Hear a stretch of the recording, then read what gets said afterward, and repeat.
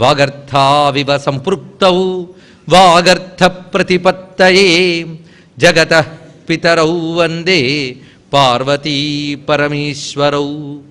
భజే శ్రీచక్రమధ్యస్థాం దక్షిణోత్తరయోః సదా శ్యామావార్తాళి సంసేవ్యాం భవానీం లలితాంబికాం. నమో మహద్భ్యో ఋషిభ్యో గురుభ్యో నమః. గాయత్రి అంటే ప్రతి వారికి వారు గురువులు ఇచ్చిన మంత్రాన్ని సంధ్యాకాలంలో ఊపిరితో కలిపి చేస్తే అది వారికి గాయత్రి. అది వాళ్ళ ప్రాణశక్తిని రక్షిస్తుంది. మీరు ఊపిరి మీద ఏకాగ్రత పెడుతూ కానీ మంత్రం రెండు కలిపి చేస్తే సగర్భ జపం అంటారు, అది కాపాడుతుంది. ఇది తెలుసుకోవాలి. జపాల్లో గొప్పది అది. అందుకే ఎంత సూక్ష్మమైతే అంత శక్తి అని చెప్పుకున్నాం. బయటికి మంత్రం అనరాదు, అధమం అన్నప్పుడు మరి గాయత్రి మంత్రాన్ని పాట కట్టచ్చా అని అంటే ఇంకెంత పాపమో చూడండి. ఇక్కడ మంత్రం వేరు, పాట వేరు. అని మంత్రం మాత్రం మననం చేసుకోవాల్సిందే. మంత్రం బయటకంటే అధమంట, పెదవి కదుపుతూ బయటికి వినబడకుండా అంటే ఉపాంశవి, దానికంటే బెటర్ ఇది. ఇంకా చెప్పండి, గుడ్డు మనస్సుతో చేయగలిగితే మంచిది అన్నాడు. అది వెంటనే రాదండి. ముందు ఉపాంశవుతో ఉన్నప్పుడు మనస్సు కూడా పనిచేస్తుంది కనుక ఉపాంశవు చేసేవాళ్ళు నిరుత్సాహపడకూడదు. ఇది తప్పకుండా పనిచేస్తుంది, వృధా ఏమీ కాదు. మనస్సుతో కూడా దాటి ప్రాణం ఊపిరితో కూడా కలిపి చేస్తే మొదట రెండు కలిపి చేయొచ్చు. ఒకేసారి 108 మార్లు ఊపిరితో చేయడం అంటే కాదు. ఎందుకంటే ఇక్కడ ఈ గాయత్రి బాగా అర్థం చేసుకుంటే అందరి సాధకులకి పనికొస్తుంది. ఇక్కడ ప్రతివారు ఇక్కడ సాధకులే, చాలా గొప్ప సాధకులు ఉన్నారు. ఒకరు శ్రీ విద్యా సాధకులు కావచ్చు, గాయత్రియాది సాధకులు కావచ్చు, కానీ ఏదో ఒక రామనామమో కృష్ణనామమో చేసుకునే వాళ్ళు కావచ్చు. ఎవరైనా సాధకులే, అంతే కదా. అన్ని మంత్రములే. రామ ఎక్కడి నుంచి వచ్చింది? వేదం నుంచి వచ్చింది. కృష్ణ ఎక్కడి నుంచి వచ్చింది? మీరు ఒక్కటి జపము మంత్రము దేవత అని పేరు పెట్టాలంటే వేదములో వచ్చిన వాటికే ఈ పేరు చెల్లుతుంది. వేదములో లేకుండా కొత్త పేరు, కొత్త రూపం, కొత్త దేవుడు వచ్చాడంటే అది దేవుడు కాదు, మంత్రము కాదు, అది మనం బాగు చెయ్యదు. అది డబడబ డబ్బా సప్పుడే. గుర్తుపెట్టుకోండి. ఇక్కడ శాస్త్రం ఈ మాట ఎవరు చెప్పారు? త్రయీ వేద్యం హృజ్యం అన్నారు శంకరులు. వేదము చేత ప్రతిపాదింపబడేవాడే. అందుకే మనం ఇప్పుడు హిందువులనే వాళ్ళు జపించే రామ కృష్ణ శివ శక్తి దుర్గా గాయత్రి లక్ష్మి సరస్వతి ఈ నామములన్నీ ఎక్కడి నుంచి వచ్చాయి? కనుక ఇవన్నీ మంత్రములే, అవన్నీ మంత్రములే. ఇది అందరూ చేసుకోవచ్చు. ఉపనయనమైనప్పుడు తండ్రి ఆ మూసి ఏ మంత్రం చెప్తాడో అది వాడు చేసుకుంటూ ఉంటాడు. అది వాడికి అది గాయత్రి. వాడు అది చేసి ఏదైనా చేస్తేనే వాడికి ఫలితం. కానీ అది ఎగ్గొట్టి ఇంకేదో చేస్తానంటే అసలు ఫలించదు. ఇది గుర్తుపెట్టుకోండి. సంధ్యావందనం చేయని వాడికి వాడు ఏడాదికోసారి సత్యనావ్రతం చేసినా ఫలించదు. ఇది తెలుసుకోవాల్సినది. ఇది వాడికి ప్రధానం. ఎందుకంటే వాడికి అది కర్తవ్యం. ఉపనయన సంస్కారం పొందిన వాడు చేసి తీరాలి. మిగిలిన వాళ్ళు చెయ్యకపోతే తప్పేమీ లేదు. కానీ వాళ్ళు ఏదైనా అనుష్ఠానం చేసుకుంటే వాళ్ళకి చాలా మంచిది, తరించుతారు, అందులో సందేహం లేదు. అటువంటి వారు ఏమి చేయాలంటే వాళ్ళ గురువులు ఇచ్చే మంత్రములు చాలా ఉన్నాయి. మహాపట్టి నిలిపింది గాయత్రి లాంటి 1-2 మంత్రాలే తప్ప అందరికీ పంచి ఇవ్వాల్సిన మంత్రాలు ఎన్నున్నాయండి. అష్టాక్షరి పంచాక్షరి ఇత్యాది మంత్రములు సర్వవర్ణముల వారు చేయవచ్చు. అలాగే అనేక మంత్రములు వేదం నుంచి వచ్చినవి ఉన్నాయి. శ్రీ విద్యాదులకు కూడా సర్వవర్ణముల వారికి అధికారం ఉన్నది. కానీ వారికి సంస్కారం చేయాలి. సంస్కారం చేసిన తర్వాత వాళ్ళకి ఇదివరకంతా ఒక జన్మ, గురువు దగ్గర మంత్రం పుచ్చుకుని సంస్కారం పుచ్చుక 2వ జన్మ, అది ద్విజ సంస్కారం పొందిన వాళ్ళు. అప్పుడు వాళ్ళు ఆ మంత్రాన్ని సాధన చేస్తూ ఉంటే అది వాళ్ళకి గాయత్రి. ఇది తెలిసింది. కనుక గాయత్రి అనేది ప్రతి వారికి ఉపదేశింపబడ్డ మంత్రాన్ని సంధ్యాకాలంలో ప్రాణశక్తితో కలిపి చేస్తే వారికి అది గాయత్రి అయి వారిని రక్షిస్తుంది. ఉపనయన సంస్కారం పొందిన వారు మాత్రం త్రిపదగా ఏ గాయత్రిని అక్కడ మంత్రంగా పొందారో దాన్ని యావజ్జీవం మరణ పర్యంతం జపించవలసినదే. బ్రహ్మ విద్య దొరికింది కనుక సంధ్యావందనం మానేస్తానంటే వాడు బుద్ధి రెండు కలిసి నరకంలో పడతాయి. అహరహ సంధ్యాముపాసీత వేదమాత చెప్తున్నది. ఇక్కడ చేయాల్సిందే. కేవలం సన్యాసికి అతనికి ప్రణవం మాత్రం ఇచ్చి అక్కడ దానికి పెద్ద ప్రక్రియ ఉందనుకోండి. గృహస్థాశ్రమంలో కూర్చుని 4 ఉపనిషత్తులు చదివి ఇవన్నీ అక్కర్లేదనేవాడు మనకు అక్కర్లేదు. గుర్తుపెట్టుకోండి. ఇక్కడ నిత్యనైమిత్తిక కర్మను మాత్రం ఎప్పుడూ మానరాదు. నిత్యకర్మ గాయత్రి, ఇది చాలా ప్రధానం. అందుకే సంధ్య అనే మాట కల్లా సంధ్యయందు ఉపాసించవలసింది గనక సంధ్య. అందుకే ప్రాణా వై గయాస్తత్ ప్రాణాగస్తత్రై తజ్జద్ గయాగస్తత్రే తస్మాత్ గాయత్రీ నామ. ఇది బృహదారణ్యకంలోని మంత్రం. ఇది ఇలా గాయత్రికి చాలా చాలా విశేషములు చెప్తున్నారు. ఇప్పుడు గాయత్రి 2 విషయములు ఉన్నాయి. ప్రకట గాయత్రి గుప్త గాయత్రి అని. ప్రకట గాయత్రి అంటే ఈ తత్సవితు అని మొదలై ఉపదేశం తండ్రి దగ్గర పొంది చేసేది ప్రకట గాయత్రి. గుప్త గాయత్రి అంటే అవి మళ్ళీ 3 రకములుగా ఉంటాయి గుప్త గాయత్రులు. బాలా మంత్రం, పంచదశి మంత్రం, షోడశి మంత్రం 3 కూడా గుప్త గాయత్రియే. ఈ 3 ఉపదేశం పొందితే గాయత్రి మంత్రోపదేశం వంటిదే. ఇది తెలుసుకోవాల్సింది. ఇది పొందేక మళ్ళీ అది అక్కర్లేదు, ఇది పొందితే అదే. అది మన పుస్తకాల్లో సీడీల్లో పట్టుకుని పాటలుగా వినిపించితే వాతావరణం క్షోభిస్తుంది. జాగ్రత్త. ఆఖరి కారు బజర్లలోనూ, కాలింగ్ బెల్ సౌండుల్లోనూ, టెలిఫోన్లు రింగుటోనుల్లోనూ మహామంత్రాలను పెట్టుకోవడం మహాపాపం. గుర్తుపెట్టుకోండి. ఆరోగ్యాన్ని దెబ్బతీస్తాయి, ప్రాణశక్తిని హరిస్తాయి. నియమం ఉండాలి, నియమం ఉండాలి, నియమం ఉండాలి. మందు సరదాగా కొనుక్కుని స్పెల్లింగ్ బాగుందని మింగేస్తే ప్రాణం పోతాయి. అది తెలుసుకోవాలి ఇక్కడ. అందుకే నియమం. పాటలా మంత్రంలా పనిచేస్తాయి. అందుకే నామాన్ని మంత్రంలా జపించవచ్చు కానీ మంత్రాన్ని నామంలా పలకూడదు. తెలుసుకుంటే చాలు. అందుకే రామ రామ రామ అని పాడుకోండి. ఆ రామనే మన సంధ్యాకాలంలో కూర్చొని మౌనంగా ఊపిరితో జపం చేస్తే రామగాయత్రి అయిపోతుంది, సందేహం లేదు. అదే ప్రాతకాల సంధ్యా సమయంలో లేచి సూర్యభగవానుడికి ఎదురుగా నిలబడి ఆదిత్య ఉదయం చదివితే అది గాయత్రి, సందేహం లేదు. అది అందరూ చేసుకోవచ్చు. ఎవరు దాచిపెట్టలేదండి, అందరికీ పంచిపెట్టారు. మన సంస్కృతిలో ఇది తెలుసుకోవాలి. ప్రతివాడికి పంచిపెట్టాడు. ఎవరెవరు వారి వారి స్థాయిలతో తరించిపోవచ్చు. అయితే ఎవడు తరిస్తాడు? ఇందులో మళ్ళీ ప్రశ్న. ఎవడు శ్రద్ధగా ఉపాసన చేస్తాడు వాడు తరిస్తాడు. ఎవడవనియండి వాడికి. అతను ఉపనయనం అయి కూడా గాయత్రి చేయకుండా ఎప్పుడైనా చేస్తే ఎప్పుడు ముఖ్యకాలతిక్రమణ దోష పరార్థం చేస్తూ ఉంటే ఎప్పటికి ధరిస్తాడు వాడు. కానీ సకాలంలో లేచి ఆ సంధ్యా సమయంలో కూర్చొని ధ్యానం చేస్తూ రామ కృష్ణ అని మంత్రములు అనుకుంటూ గురువు చెప్పిన మంత్రాన్ని జపం చేస్తే వాడు ధరించిపోతాడు ఇక్కడ. అందుకే గాయత్రి, వ్యాహృతి, సంధ్య. ఇప్పుడు వ్యాహృతి నామానికి అర్థం తెలుసుకుందాం. వ్యాహృతి అనే మాటకి ఇక్కడ అర్థం, వ్యాహృతి అంటే ఉచ్చారణ. ఇది ఉచ్చారణం తద్రూప వ్యాహృతి. ఇది ముందు అర్థం తీసేసుకుందాం. ఇప్పుడు మంత్రాన్ని మనం ఉచ్చారణ రూపంలో అంటాం, కానీ మంత్రం ఉచ్చరించేటప్పుడు ఆ ఉచ్చారణ రూపంలో ఉన్న శక్తి అమ్మవారు. ఇది వ్యాహృత్యై నమః అని గాయత్రి వ్యాహృతి. ఇది ఉచ్చారణ. అందుకని వ్యాహృతి అంటే వ్యాప్తి చెందినది, ఉచ్చారణ రూపముగా వ్యాప్తి చెందినది వ్యాహృతి. వాయుపురాణంలో శివుడు అమ్మవారితో ఒక మాట చెప్తాడు. మయాభివ్యాహృతం యస్మాత్ త్వంచైవ సముపస్థితం తేన వ్యాహృతిరిచ్చేవన్నామతే సిద్ధిమేష్యతి. ఇది శివుడు అమ్మవారికి చెప్పినటువంటి మాట. నీకు వ్యాహృతి అని పేరుంది తెలుసా అంటున్నాడు.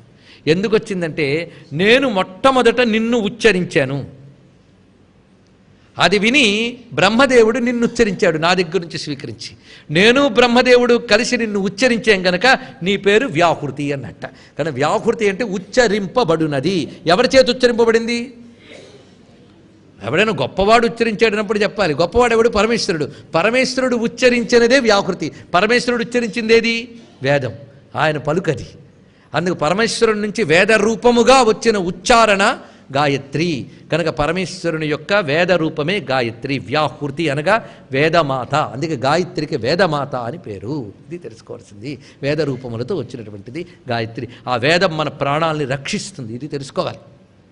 అది అక్కడెవరో వేద పండితుడు వేదం చదువుతున్నాడు, మన చెవిలో పడ్డాయి, మనకు తెలియకుండానే ప్రాణం రక్షింపబడుతుందండి. ఆ వాయు తరంగాల్లోకి చేరిపోతుంది. అందుకే ఒకప్పుడు మహాస్వామి వారు దివిసీమ తుఫాను జరిగినప్పుడు అక్కడికి వచ్చి కూర్చున్నారు. అనేక మంది జీవులు వెళ్ళిపోయారు. కొంతకాలం తర్వాత ఆ మహానుభావుడు అక్కడికి వచ్చి కూర్చొని ఆ వెళ్ళిపోయిన జీవులందరూ ఎలా తరిస్తారని కన్నీరు వచ్చింది ఆ మహానుభావుడికి. ఉపాధులు పోయే, అందులో సామూహిక ప్రమాదాల్లో పోయిన వాళ్ళకి గతులు మహాకష్టం.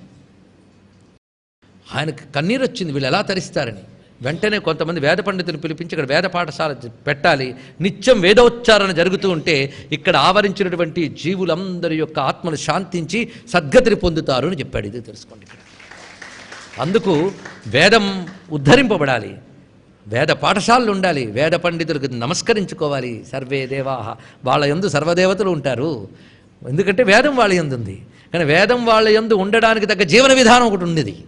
ఆ జీవన విధానంతో ఆ వేదాన్ని కాపాడుతున్నందుకు ఆ వేద విద్యకు నమస్కారం. ఇది తెలుసుకోవాలి. అది దేనికోసం? లోకాన్ని కాపాడడం కోసం. అందుకే వేదాన్ని కాపాడుతూ వేదం ద్వారా లోకాన్ని కాపాడుతున్నటువంటి భారతీ తీర్థాది మహాస్వరూపాలకు మనం నమస్కారం చేసుకుందాం. మహాస్వామి వారి పాదాలకు ఇప్పుడు మనం నమస్కరించుకుందాం. శారదాదేవి మొత్తం భారతదేశాన్ని అనుగ్రహిస్తుంది. లేకపోతే ఇంత భయంకరమైన పరిస్థితుల్లో కూడా ఇంకా మనం అన్నం తినగలుగుతున్నాం, బ్రతుకుతున్నామంటే వేటి వల్ల అనుకున్నారు? ఇప్పటికీ దేశంలో ఉన్న వేద విద్య వల్ల, భారతీయ సంస్కృతి వల్ల. ఇవే కాపాడుతున్న ఈ దేశాన్ని. దీన్ని మనం ఎంత కాపాడుకుంటామో అంత కాపాడబడుతుంది. అందుకే ఆ వేదమాత గాయత్రిని నమస్కారం చేసుకుందాం. వేదోద్ధర తిరువెంకటనాయక. ఆ వేదం ఉద్ధరింపబడితే లోకం ఉద్ధరింపబడుతుందని పరమాత్మ చెప్తున్నాడు. ఆ వేదం ఆయన రూపమే గాయత్రి వ్యాపృతి సంధ్యా. ఇప్పుడు మనం ఆలోచిస్తూ ఎక్కడికి వెళ్ళాలో అజపా రూపమైన గాయత్రి మనలో తిరుగుతుంది. ఆవిడయే మనలో ఉచ్చారణ రూపంలో ఉంది. రెండో అర్థం వచ్చేస్తాం చూడండి. మన లోపల ప్రాణములను రక్షించే శక్తిగా అమ్మ తిరుగుతుంది. అదే చిచ్చక్తి చేతనారూప జడశక్తి జడాత్మిక. ఎంత లింక్ ఉందో చూడండి. ఈ ప్రాణములను రక్షిస్తూ తిరుగుతోంది కనుక గాయత్రి. ఇప్పుడు మరొక అర్థం వచ్చేసి మన లోపల ప్రాణములను రక్షించే శక్తిగా అమ్మ తిరుగుతోంది. అదే చిచ్చక్తి చేతనారూప జడశక్తి జడాత్మిక. ఎంత లింక్ ఉందో చూడండి. ఈ ప్రాణములను రక్షిస్తూ తిరుగుతోంది కనుక గాయత్రి. ఇప్పుడు మరొక అర్థం వచ్చేసింది కదా. ఈ ప్రాణరక్షణ శక్తి మళ్ళీ ఎలా బయటపడుతుంది? ఉచ్చారణ రూపంలో బయటపడుతుంది. అది ఇప్పుడు సంధ్య అనే మాటకు వద్దాం. ఉచ్చరింపబడుతున్న తల్లిని నువ్వు సంధ్యలోనే తెలుసుకోగలవు అనగా సంధ్యాకాలాలు ఎన్ని? 3 కదా. ప్రాతకాల, మధ్యాహ్నకాల, సాయంకాల సంధ్యలు. ఇవి మనందరికీ తెలిసిన సంధ్య. గూఢ సంధ్య ఏదంటే తురీయ సంధ్య అని. అర్ధరాత్రి 12 గంటల కాలాన్ని తురీయ సంధ్య అంటారు. అదే లింగోద్భవ కాలం. అదో పెద్ద సబ్జెక్టు. ఈ సంధ్యాకాలంలో పరమాత్మని ధ్యానించాలి. సంధ్య మనకు చేత కాదుట, అందుకే సంధ్యాకాలంలో చేయాలన్నాడు ఇక్కడ. అసలు సంధ్యలో మనం నిలవలేం. కాలం అంటే స్థితి అని అర్థం, బయట ఉన్న కాలం కాదు. బయట చల్లగా ఉన్న మనసు తెగ వేడెక్కిపోయింది అనుకోండి, చెమటలు పట్టవా ఏంటి? కానీ కాలం అంటే నువ్వున్న స్థితి. అసలు సంధ్య అంటే మనకి సమ్యక్ ధ్యానం సంధ్య, సమగ్రమైన ధ్యానమే సంధ్య. సమగ్ర ధ్యానంలోకి వెళితే అప్పుడు పరమాత్మ అనుభవానికి వస్తాడట. సమగ్ర ధ్యాన స్థితిలో ఏ పరబ్రహ్మ శక్తి నీకు అనుభవానికి వస్తుందో దాని పేరు సంధ్య. సంధ్యాదేవి అంటే సమగ్ర ధ్యానములో అనుభవానికి వచ్చే బ్రహ్మశక్తి. ఇది అర్థం అండి. ఇప్పుడు వరకు చెప్పిన అర్థాలు తీసేవద్దు. అసలైన అర్థాలు మరొకటి తీసుకుంటున్నాం మనం. అమ్మవారు ఎవరికి దొరుకుతారు? సమ్యక్ ధ్యానంలో ఉన్న వారికి దొరుకుతున్నారు. సమ్యక్ ధ్యానం ఎవరికి తెలుస్తుంది? ధ్యానం వేరు, సమ్యక్ ధ్యానం వేరు. ధ్యానంలో కూడా పండిపోవాలి. ఆ స్థితికి కానీ వెళితే అప్పుడు అనుభూతికి వచ్చేది సంధ్య. ఇదంతా ఆలోచించవలసిన అద్భుతమైన అంశం. అర్థం కాదని నేను అనుకోం. ఒకానొక పల్లెటూరులో సంధ్య అనే శబ్దానికి అర్థం చెప్తుంటే లోతైన అర్థం చెప్పకూడదని వెళ్ళి కూర్చున్నాం. చెప్తే కోపాలు వస్తాయని. కానీ ఏదో ఆవేశం లోపల నుంచి వచ్చి లోతైన అర్థం చెప్పడం జరిగింది. బయటకు వస్తే ఒక రైతు అంటున్నాడు, ఎంత బాగుందండి ఆ అర్థమని. అప్పుడు తెలిసింది కేవలం చదువుకున్న వాళ్ళకి అర్థమవుతుంది, చదువుకోని వాళ్ళకి అర్థం కాదు అనడం తప్పని నాకు అర్థమైంది. అప్పుడు సంస్కారం ఉన్న వాళ్ళకి అర్థమవుతుందని నాకు అప్పుడు తెలిసింది. సంస్కారం ఎవరిలోనే ఉండవచ్చు. చూడండి, సంధ్య అనే దానికి లోతైన అర్థం చెప్పడానికి ప్రయత్నిస్తాం, గ్రహిద్దాం. ఇవన్నీ వైదిక అర్థాలు. సంధ్యయో రఖిల వృత్తిషు. ఇది ఆలోచించాలట. 2 ఆలోచనలకి నడుమ సంధ్య ఉంటుంది అన్నాడు. ఇది ఆలోచించవలసిన అంశం అండి. 2 ఆలోచనలకు నడుమ ఒక సూక్ష్మ విరామం ఉంటుంది. సూక్ష్మ విరామం ఇది పట్టుకోవడం మహా కష్టం. ఆలోచిస్తున్నారా? దొరకదు. అదేంటో ఆలోచిద్దామంటే దొరకదు. మళ్ళీ చూడండి, 2 ఆలోచనలకు మధ్య సూక్ష్మ విరామము సంధ్య. అక్కడికి వెళితేట పూర్ణశక్తి దొరుకుతుందండి. కానీ మనం తెలుసుకోనివ్వం. ఎందుకంటే ఒక ఆలోచనే తప్ప ఆలోచన లేకుండా నిలపడం మన వల్ల కాదు. ఇలా నిలిపితే అలా జారిపోతుంది. అత్యంత సూక్ష్మది, వెంట్రుకవాసి కంటే సూక్ష్మంట. అక్కడికి కానీ వెళ్ళగలిగితే పట్టుకోగలంట. ఇది ఎలాంటిదో చిన్న ఉదాహరణ. మనకి ఒక హారం దొరికింది. హారంలో దారం ఉంటుంది, అవునా లేదా? పూసల హారంలో దారం ఉంది, కనబడుతుందా? లేదంటామా? ఉంది కదా. కనుక హారంలో దారం చూడాలి అంటే టెక్నిక్ ఏమిటి? తెంపేస్తే సరి కాదు. దాని చిన్న క్రియ ఉంది. 2 పూసల్ని పక్కకి తీయండి, ఆ మధ్య గ్యాప్లో కనబడుతుంది. ఆ మధ్య గ్యాప్లో కనబడే దారం ఎంత ఉంది? మొత్తం అంతా వ్యాపించింది. పూసక పరిమితి ఉంది కానీ దారం మొత్తం ఉంది. ఇప్పుడు ఆలోచిద్దాం చిన్న ఉదాహరణతో. 2 ఆలోచనలు, 2 పూసలు అనుకుందాం. ఆ 2 ఆలోచనల మధ్యలో చిన్న గ్యాప్ ఉంటుందండి. ఆ గ్యాప్ పట్టుకోవడం మహా కష్టం మనకి. ఆ గ్యాప్ పట్టుకోగలిగితే 2 పూసల మధ్యలో ఖాళీని పట్టుకున్నట్టే, దారాన్ని పట్టుకుంటే ఆ గ్యాప్లో పరమాత్మ చైతన్యం ఉంటుందిట. ఏ ఆలోచన లేని పరమాత్మ చైతన్యం ఉంటుందిట. ఆ పరమాత్మ చైతన్యం ఎక్కడుంది ఇప్పుడు? గ్యాప్లోనా? ప్రతి ఆలోచనలో అదే సూత్రం ఉంది. అంటే చైతన్యం అనే దారంలో ఆలోచనలనే తరంగాలు మనకు వస్తున్నాయి. అసలు చైతన్యాన్ని నువ్వు పట్టుకోవాలంటే ఏ ఆలోచన లేని స్థితిలో నిలవగలగాలి. ఆ 2 ఆలోచనల మధ్య సూక్ష్మకాలంలో ఇది మహా కష్టం కనుక సమ్యక్ ధ్యానం. అది ప్రాక్టీస్లోకి రాదు గనక ముందు స్థూల సంధ్యను ఆశ్రయించు. ప్రాతకాల, మధ్యాహ్నకాల, సాయంకాల సంధ్యల యందు క్రమంగా నీ మనస్సును ఊపిరితో నడుపుతూ, ఊరికనే సంధ్యావందనం అంటే అక్కడ పాత్ర పెట్టుకుని నీళ్లు జల్లేసి వాడిని వీడి తిడుతూ గాయత్రి చేసేవాళ్ళు ఉంటూ ఉంటారు. అలా కాదు, నిజంగా ప్రాణశక్తితో కలిపి ఏకాగ్రంగా చేస్తూ ఉంటే ఎప్పటికైనా స్థితికి వెళతావు. అల్టిమేట్ చెప్పగానే భయపడకూడదు. ఇలా చేస్తే ఎప్పటికైనా వస్తుందనుకో ధైర్యం కూడా ఉంది. ఇందులో తెలుసుకోవాలి. అమ్మ తీసుకెళ్తుంది. అమ్మ అంటే ఆ సూక్ష్మ విరామకాల సమయంలో అనుభవానికి వచ్చే తల్లి. ఇది తెలుసుకోవాల్సింది. ఇక్కడక్కడ అక్కడ ఆలోచనలకు అతీతమైన స్థితిలో అది భావవర్జిత అయిన స్థితి, నామరూప వివర్జిత అయిన స్థితి, అదే అప్రమేయ సప్రకాశ స్థితి, అదే చిచ్చక్తి చేతనారూప జడశక్తి జడాత్మిక, అదే నేను ప్రాణాలని రక్షిస్తూ ఈ ప్రాణాలను ఊపిరి ఆరంలో తిరుగుతున్న శక్తి ఆవిడ నువ్వు అసలు తెలుసుకోగలవు సంధ్యలో. ఈ సంధ్య తెలుసుకున్న మరొక టెక్నిక్ ఉంది. అది 3 సంధ్యాకాలంలో చేయడం. ఒకటి, భ్రువోర్ఘ్రాణశ్చ యస్ సంధి తత్ర సంధ్యాముపాసతే. ఇది కూడా చేయించండి. ధ్యానస్థితికి పనికొచ్చేవి ఇవన్నీ. ఇది చేసేవాళ్ళు చాలామంది ఉన్నారు, తెలుసు. వాళ్ళకి సరిగ్గా చెప్తున్నాడని ఆశీర్వదిస్తే చాలు వాళ్ళు. అందుకే భ్రువోర్ఘ్రాణశ్చ యస్ సంధి తత్ర సంధ్యాముపాసతే. భ్రువోర్ఘ్రాణశ్య అంటే కనుబొమలకి ముక్కుకి నడుమ కలయికకి సంధి అని పేరు. అక్కడ ప్రకాశించే చైతన్యమే సంధ్య. అందుకే అక్కడుంటుంది అమ్మ యొక్క అసలు తేజస్సు. అది నువ్వు జాగ్రత్తగా పట్టుకో. ఇక్కడ సహస్రాల నుంచి ప్రకాశిస్తున్న చైతన్యం ఈ మనశ్చక్రం దగ్గర నుంచి పంచభూతాల్లోకి ప్రవేశించి నీ శరీరాన్ని నడుపుతుంది. కనుక మహాచైతన్యం మనస్సులోకి ప్రవేశించే సంధి స్థానంలో పట్టుకో. ఇది మనశ్చక్రం కదా, ఆజ్ఞాచక్రం. అక్కడ పట్టుకో. ఆ పట్టుకుని అక్కడ ధ్యానం చేయడం మొదలు పెడితే క్రమంగా సిద్ధిస్తుంది. ఇది ధ్యాన ప్రక్రియ. అందుకే సంధ్య అంటే ఇప్పుడు తెలిసింది కదా, భృఘ్రాణంబుల సంధి. దానికే వారణాసి అని పేరండి. ఇక్కడ తెలుసుకోవాల్సింది.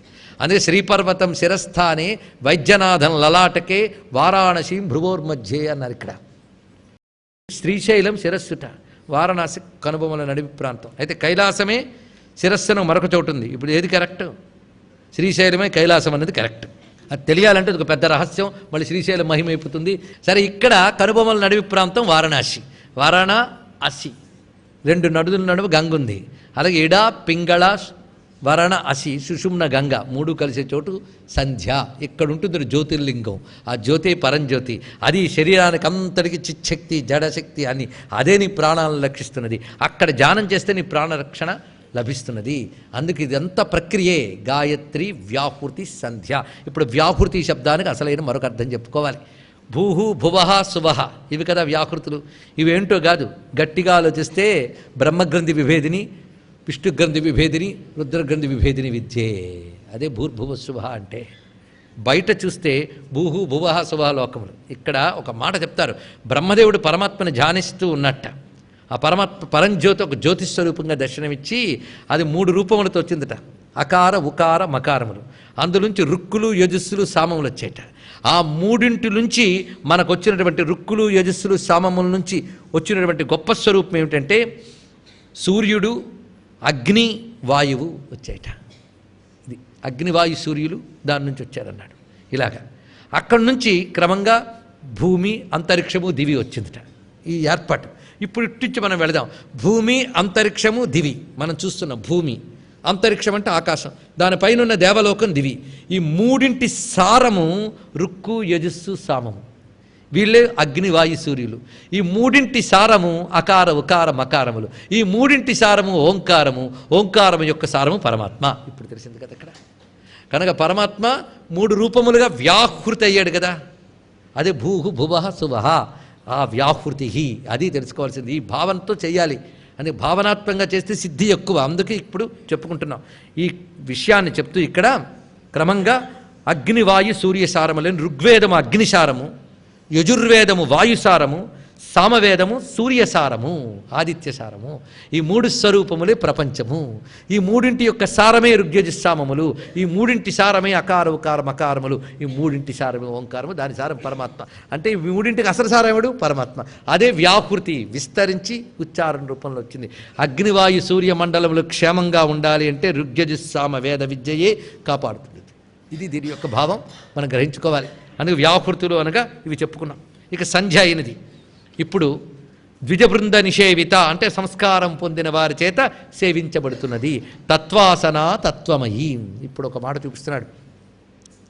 ఇంతవరకు మనం చెప్పుకున్న దాన్ని శ్రద్ధగా గమనించిన వారు మరొక్కసారి అర్థం చేసుకోండి. ఒకవైపు గాయత్రి మంత్రము చెప్పుకున్నాం, రెండవది ఏ మంత్రమైనా ప్రాణశక్తితో సంధ్యాకాలంలో సంస్కారము పొంది ఉపాసన చేస్తే ఆ ఉచ్చారణగా వ్యాపృతిగా ఉచ్చారణగా ఉంటూ వారినది కాపాడుతున్నది అని రెండవ భావం చెప్పుకున్నాం. అందరికీ పనికొచ్చే అర్థమైపోయింది. మూడవది ఏం చెప్పుకున్నాం? గాయత్రి అనగా మనలో తిరిగి ప్రాణశక్తియే, అది ఉచ్చారణ రూపంలో వస్తున్న వ్యాకృతి. దాన్ని సంధ్యలో నువ్వు తెలుసుకోగలవు. అది పొందాలంటే దానికి తగిన సంస్కారం పొంది ఉపాసించు, అది ద్విజబృంద నిషేవిత. ఇప్పుడు ఇంతవరకు 3 రకాల అర్థాలు చెప్పుకున్నాం. ఇప్పుడు అసలు విషయం చెప్తున్నాడు, తత్వాసన. ఇది తెలియాలి. తత్వాసన అంటే తత్వములోని ఆసనముగా కలది.